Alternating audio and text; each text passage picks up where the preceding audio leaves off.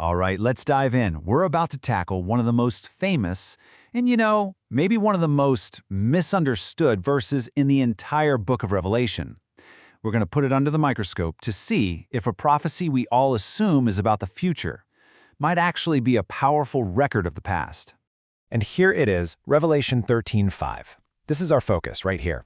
It talks about a beast with a mouth speaking blasphemies, and it's given authority to act for a really specific period, 42 months. This single sentence has fueled just countless theories over the centuries. So, the most common take on this? Well, it's that this is a prophecy.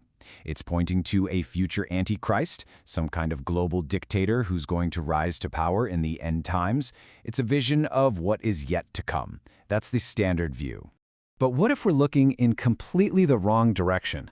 What if this isn't about the future at all? What if it's about something that had already happened? That's the very question we're going to dig into today. So, let's explore this argument, that this verse isn't about some future apocalypse. Instead, what if it's a symbolic description of the very real, historical opposition that Jesus faced during his time on earth? Here's the core idea in a nutshell. The so-called beast represents the corrupt religious and political systems that rejected Jesus. And those 42 months, well, they correspond directly to the length of his public ministry.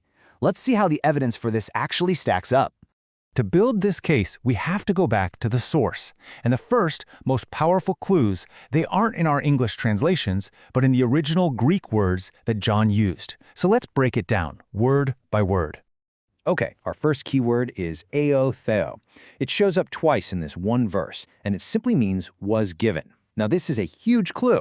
Because it's a passive verb, it tells us the beast didn't take this power. No way. It was granted it. It has absolutely no inherent authority of its own.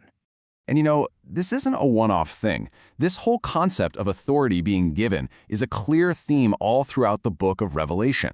It establishes that any power, even one that's an opposing force, operates within limits set by a higher authority. It's permitted, but it's not all-powerful. So what exactly was given? Well, the Greek word here is exousia, and this doesn't just mean raw strength or might. It means authority, the right to act. So the beast was given the official permission, the right to carry out its work, but only for a limited time. Okay, let's move on to the next piece of the puzzle, because this is where it gets really interesting. We have this very specific time frame mentioned in the verse. Why 42 months? What's the significance of that number? 42. It's definitely not a random number. In prophetic language, numbers are just packed with meaning. So what is the code behind these 42 months? Well, the math is pretty simple. 42 months is exactly 3.5 years. And bam! That's the connection we've been looking for. See, this isn't just a number, it's a very, very specific duration. And this 3.5-year period wasn't new to John's readers. It totally echoes the prophecy in the book of Daniel, where it's described as a time, times, and half a time, which was already a known symbolic period for intense persecution and spiritual conflict. And here it is. This is the big breakthrough. That period of intense spiritual opposition, 3.5 years, is the exact length of Jesus' public ministry on earth. The timeline of the beast's authority perfectly overlaps with the timeline of the Messiah's persecution. That's incredible.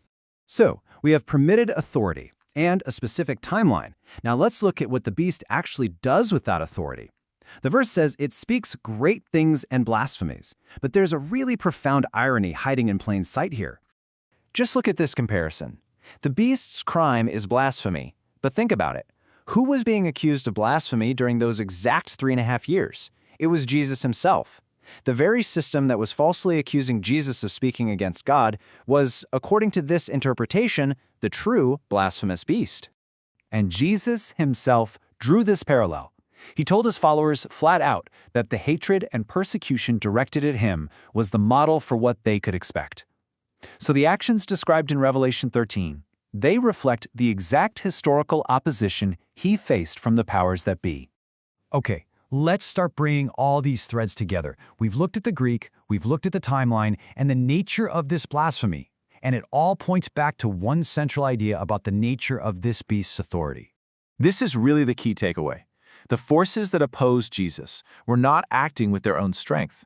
Their authority was limited, it was temporary, and ultimately it was permitted within a larger divine plan. They had permission to act, but they did not have the ultimate power. The beast can speak great, arrogant things, just like the powers that mocked Jesus on the cross. But its authority has an expiration date.